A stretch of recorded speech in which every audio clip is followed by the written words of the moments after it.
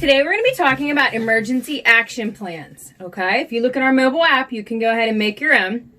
So what is an emergency action plan? A plan is a decision that you make ahead of time about what you're going to do in a certain situation.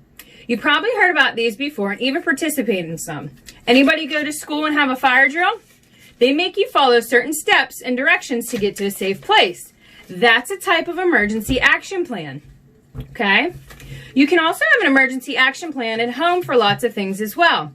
You can have your own plans for a fire drill, if someone gets hurt or even lost. And today we're going to go over the emergency action plan with our buddy here, Gilbert Guppy, for what happens if there's an emergency in the water. Who normally helps in an emergency at the big swimming pools or at the water? Lifeguards. But what if you're swimming somewhere and there's no lifeguards? Because that happens. There's lots of places we went over bodies of water where there aren't lifeguards. Do you remember who should be in charge of the pool? Your water watcher. Good job. Even though the water watcher is an adult, they should have an emergency action plan too. Everyone should learn the emergency action plan and practice, practice, practice. Practice your plan can be fun, but it also helps you really know it. Just like in school, when you guys do the fire drills, you do them a couple times throughout the year so you get really good at it, right? You should do the same thing at home with your emergency action plan. Why is this important? Having a plan and knowing it makes a quicker response in an emergency.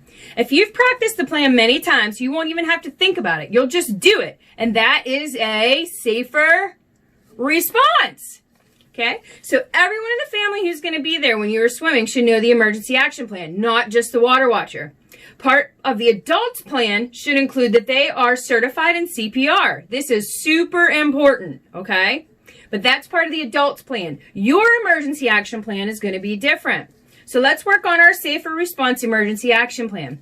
What do you think is the very first thing you should do when someone is having trouble in the water? Do you jump in after them and try to help? No! We never, ever, ever go in the water, remember? Never go in the water. The very first thing we want to do is yell for help. Okay? So if you look on under your responses, okay, you want to yell for help as loud as you can. You get an adult's attention and then call 911. What do you need to tell the operator? Your name and your address and what is happening. And you do not hang up the phone until they tell you, no matter what. Even if you're scared, we stay on the phone. Then what do you do in your emergency action plan? Reach or throw. Don't go. Remember? We never, ever, ever go in the water after someone. Okay?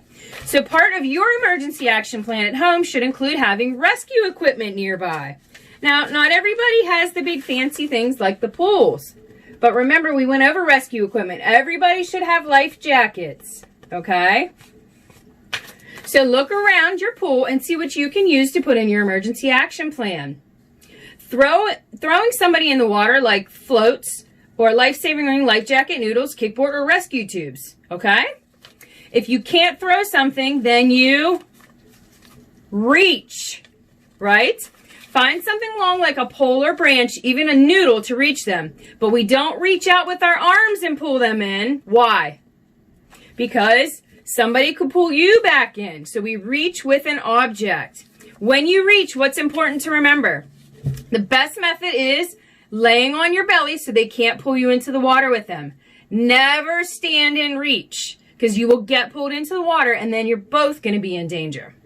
So to help us remember and help teach others, we have our emergency action plan flip book, okay?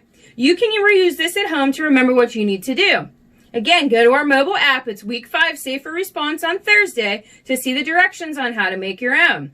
On the back is a really cute, fun rhyme to help you remember too. You can sing it at home with your family, and then everybody can see what you need to do, okay? So let's review. What do we need to know on our emergency action plan now? We're going to do it one more time. What's the very first thing? Yell for an adult and call 911. 2. Reach with a long object or throw something that floats. Never go in the water. 3. You go get an adult to help, okay? And that's what your emergency action plan should have. That's all for today. Thanks for listening and being such a good learner.